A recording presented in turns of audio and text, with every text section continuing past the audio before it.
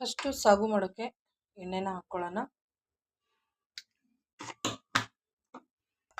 ಎಣ್ಣೆ ಕಾದ್ಮೇಲೆ ಸಾಸಿವೆ ಮತ್ತು ಜೀರಿಗೆನ ಹಾಕೋತಾ ಇದ್ದೀನಿ. ಜೀರಿಗೆ ಸಾಸಿವೆ ಚಟಪಟ ಆದಮೇಲೆ ಮೆಣಸಿನ್ಕಾಯಿನ ಹಾಕ್ತಾಯಿದ್ದೀನಿ. ಒಂದು 5-6 ಮೆಣಸಿನ್ಕಾಯಿನ ಈ ರೀತಿ ಉದುರ್ಕಾಗಿ ಕೀಳಿ ಹಾಕ್ಕೊಂಡಿದ್ದೀನಿ. ಅದ್ರ ಜೊತೆಗೆ ನಾನು ಈರುಳ್ಳಿನ ಹಾಕ್ಕೋತಾ ಇದ್ದೀನಿ. ಎರಡನ್ನೂ ಚೆನ್ನಾಗಿ ಎಣ್ಣೆಯಲ್ಲಿ ಫ್ರೈ ಆಗಬೇಕು. ಒಗ್ಗರಣೆಯಲ್ಲಿ ಸ್ವಲ್ಪ ಕಸ್ತೂರಿ ಮೆಂತ್ಯ ಹಾಕ್ಕೋತಾ ಇದ್ದೀನಿ. ಇದ್ರೆ ಹಾಕ್ಕೊಳ್ಳಿ, ಇಲ್ಲ ಅಂದರೆ ಪರವಾಗಿಲ್ಲ. ಹಾಗೆ ಅದ್ರ ಜೊತೆಗೆ ಟೊಮೊಟೊನ ಹಾಕ್ಕೋತಾ ಇದ್ದೀನಿ. ಎರಡನ್ನೂ ಮತ್ತೆ ಮಿಕ್ಸ್ ಮಾಡ್ಕೊಂಡು ಚೆನ್ನಾಗಿ ಫ್ರೈ ಮಾಡ್ಕೋಬೇಕು. ಟೊಮೊಟೊ ಎಲ್ಲ ಸಾಫ್ಟ್ ಆಗೋವರೆಗೂ. ಟೊಮೊಟೊ ನಿಮಗೆ ಇಷ್ಟ ಇಲ್ಲ ಅಂದರೆ ಸಾಗು ಎಲ್ಲ ಪೂರ್ತಿ ರೆಡಿ ಆದಮೇಲೆ ಸ್ವಲ್ಪ ತಣ್ಣಗಾದ್ಮೇಲೆ ನಿಂಬೆಹಣ್ಣು ಹಾಕ್ಕೊಳ್ಳಿ, ಮತ್ತು ಹುಣಸೆಹಣ್ಣು ಕೂಡ ಹಾಕ್ಕೊಂಡು ಒಗ್ಗರಣೆಯಲ್ಲಿ ಮಾಡ್ಕೋಬೋದು. ತುಂಬಾ ಚೆನ್ನಾಗಿರುತ್ತೆ. ಕಸ್ತೂರಿ ಮೆಂತ್ಯ ಹಾಕೋದ್ರಿಂದ ಒಂದು ಘಮ, ಒಂದು ಟೇಸ್ಟು ಸೂಪರಾಗಿ ಬರುತ್ತೆ. ಹಾಗಾಗಿ ಚೆನ್ನಾಗಿ ಫ್ರೈ ಆಗಬೇಕಿದೀಗ. ಟೊಮೊಟೊ ಎಲ್ಲ ಫ್ರೈ ಆದಮೇಲೆ ನೋಡಿ 1/4 ಟೀ ಸ್ಪೂನಷ್ಟು ಗರಂ ಮಸಾಲನ ಹಾಕ್ಕೊಂಡಿದ್ದೀನಿ. ಅದು ಕೂಡ ಚೆನ್ನಾಗಿ ಫ್ರೈ ಆಗಬೇಕು. ನೋಡಿ ಚಿಟಿಕೆಯಷ್ಟು ಅರಿಶಿನ ಹಾಕ್ಕೊಳ್ಳಿ, ಚೆನ್ನಾಗಿ ಮಿಕ್ಸ್ ಮಾಡ್ಕೊಳ್ಳಿ. ರುಚಿಗೆ ತಕ್ಕಷ್ಟು ಉಪ್ಪನ್ನು ಒಗ್ಗರಣೆಲ್ಲ ಹಾಕೋಬೇಕು. ಆವಾಗ ಒಗ್ಗರಣೆ ಸೀದು ಹೋಗಲ್ಲ ಮತ್ತು ಟೇಸ್ಟ್ ಕೂಡ ತುಂಬ ಚೆನ್ನಾಗಿರುತ್ತೆ. ನೋಡಿ ಇವಾಗ ಚೆನ್ನಾಗೆಲ್ಲ ಮಿಕ್ಸ್ ಆಗಿದೆ. ಈಗ ಆಲೂಗಡ್ಡೆನ ಹಾಕ್ಕೊಳ್ಳೋಣ. ಆಲೂಗಡ್ಡೆ ಹಾಕ್ಕೊಂಡು ಚೆನ್ನಾಗಿ ಮಿಕ್ಸ್ ಮಾಡ್ಕೋಬೇಕು. ಆಲೂಗಡ್ಡೆ ನೋಡಿ ಬೇಯಿಸ್ಕೊಂಡು ಈ ರೀತಿ ನಾನು ಚೆನ್ನಾಗಿ ಮೆತ್ತು ಮಾಡಿ ಇಟ್ಕೊಂಡಿದ್ದೆ. ಕಿವುಚ್ಬಿಟ್ಟು ಈ ರೀತಿ ಮಾಡ್ಕೊಳ್ಳಿ. ಇದನ್ನು ಫಸ್ಟು ಚೆನ್ನಾಗಿ ಫ್ರೈ ಮಾಡ್ಕೊಳ್ಳೋಣ ಒಗ್ಗರಣೆಯಲ್ಲಿ, ಆಮೇಲೆ ನೀರು ಹಾಕ್ಕೊಳ್ಳೋಕ್ಕಾಗತ್ತೆ. ಇವಾಗ ಸ್ವಲ್ಪ ನೀರು ಹಾಕ್ಕೋಬೇಕು. ನೋಡಿ 1 ಕಪ್ಪಷ್ಟು ನೀರು ಹಾಕ್ಕೊಂಡು ಚೆನ್ನಾಗಿದು ಮಿಕ್ಸ್ ಮಾಡ್ಕೋಬೇಕು. ಈ ರೀತಿ ಮಾಡ್ಕೊಳ್ಳೋದ್ರಿಂದ ಒಗ್ಗರಣೆಯಲ್ಲಿ ಚೆನ್ನಾಗಿ ಆಲೂಗಡ್ಡೆ ಮಿಕ್ಸ್ ಆದರೆ ಒಗ್ಗರಣೆ ಘಮ ಹಿಡ್ಕೊಳ್ಳುತ್ತೆ. ಹಾಗೆ ಮಸಾಲೆ ಹಾಕಿದ್ವಲ್ಲ ಅದೆಲ್ಲ ಚೆನ್ನಾಗಿ ಎಳ್ಕೊಳ್ಳುತ್ತೆ. ಹಾಗಾಗಿ ಚೆನ್ನಾಗಿ ಅದು ಒಗ್ಗರಣೆಯಲ್ಲಿ ಮಿಕ್ಸ್ ಆದಮೇಲೆ ನಾವಿಲ್ಲಿ ಸ್ವಲ್ಪ ನೀರು ಹಾಕ್ಕೊಂಡು ಮಿಕ್ಸ್ ಮಾಡ್ಕೋಬೇಕು. ಹಾಗೆ ನಾನು ಸ್ವಲ್ಪ ಕಡಲೆ ಹಿಟ್ಟನ್ನ ಕಲಸಿ ಇಟ್ಟಿದ್ದೆ. ಚೂರು 1 ಟೀ ಸ್ಪೂನಷ್ಟು ಕಡಲೆ ಹಿಟ್ಟನ್ನ ಕಲಸಿ ಇಟ್ಕೊಂಡಿದ್ದೆ ತಿಳುವಾಗಿ. ಅದನ್ನು ಹಾಕ್ಕೋತಾ ಇದ್ದೀನಿ. ಅದನ್ನ ಹಾಕ್ಕೊಂಡು ಇದ್ರ ಜೊತೆಗೆ ಮಿಕ್ಸ್ ಮಾಡಿಕೊಂಡ್ರೆ ಸಾಗು ಅನ್ನೋದು ಥಿಕ್ನೆಸ್ ಆಗಿ ಬರುತ್ತೆ. ಟೇಸ್ಟ್ ಕೂಡ ತುಂಬ ಚೆನ್ನಾಗಿರುತ್ತೆ. ಉಪ್ಪು ಖಾರ ಎಲ್ಲ ಇವಾಗಲೇ ನೋಡ್ಕೊಂಬಿಡಿ. ಇದಕ್ಕೆ ಇನ್ನೊಂದು ಚೂರು ನೀರು ಹಾಕ್ಕೊಳ್ಳೋಣ. ನೋಡಿ ಗಟ್ಟಿ ಬರ್ತಾ ಇದೆ, ಇನ್ನೂ ಗಟ್ಟಿ ಆಗುತ್ತೆ. ಅದಕ್ಕೆ ಸ್ವಲ್ಪ ನೀರು ಹಾಕ್ಕೋಬೇಕು. ಇನ್ನೊಂದು ಸ್ವಲ್ಪ.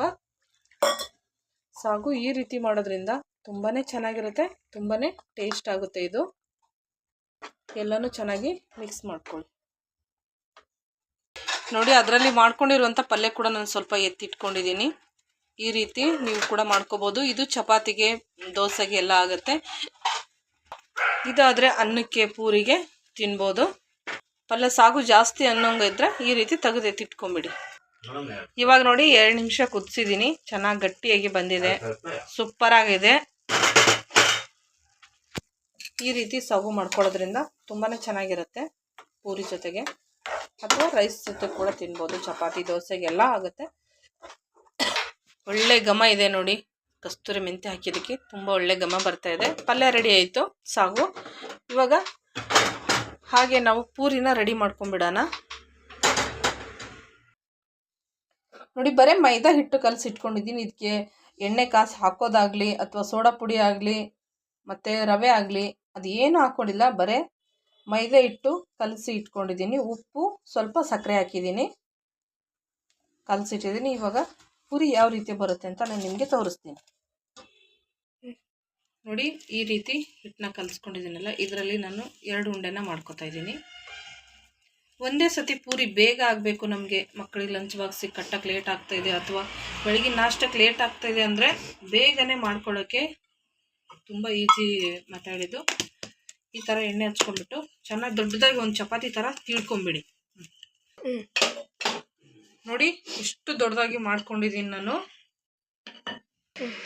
ಇಷ್ಟು ಫುಲ್ಲು ದೊಡ್ಡದಾಗಿ ಮಾಡ್ಕೊಂಡಿದ್ದೀನಿ. ಈ ಥರ ಪ್ಲೇಟ್ ತೊಗೊಂಡು ಇದರಲ್ಲಿ ಕಟ್ ಮಾಡ್ಕೊತಾ ಇದ್ದೀನಿ. ಇದರಲ್ಲಿ ಎಷ್ಟು ಬರುತ್ತೋ ಅಷ್ಟು ಮಾಡ್ಕೊಳ್ಳೋಣ. ಒಂದೇ ಸೈಜಲ್ಲಿ ಬರುತ್ತೆ. ಹಾಗೆ ಮತ್ತೆ ನಮಗೆ ಬೇಗ ಕೂಡ ಆಗುತ್ತೆ.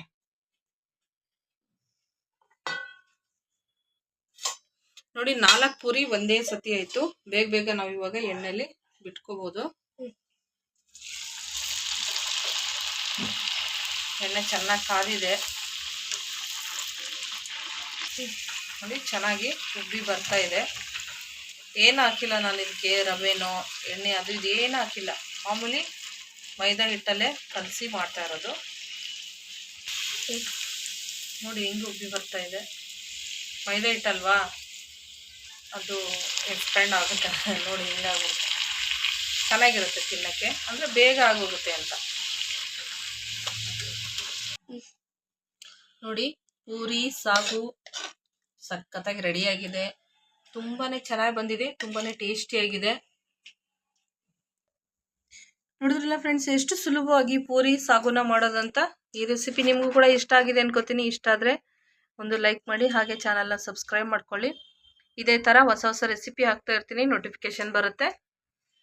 ಹಾಗೆ ರೆಸಿಪಿ ಅನಿಸಿಕೆನ ಕಮೆಂಟ್ ಮಾಡಿ ತಿಳಿಸಿ. ತುಂಬಾ ಚೆನ್ನಾಗಿದೆ, ತುಂಬ ಟೇಸ್ಟಿಯಾಗಿದೆ. ಮಾಡೋದು ಕೂಡ ತುಂಬ ಸುಲಭ, ಬೇಗನೆ ಟೈಮ್ ಇಲ್ಲ ಅಂದಾಗ ಈ ರೀತಿ ನೀವು ಮಾಡ್ಕೋಬೋದು. Thank you so much. ಎಲ್ಲರೂ ವಿಡಿಯೋ ನೋಡೋದಕ್ಕಾಗಿ ಧನ್ಯವಾದಗಳು.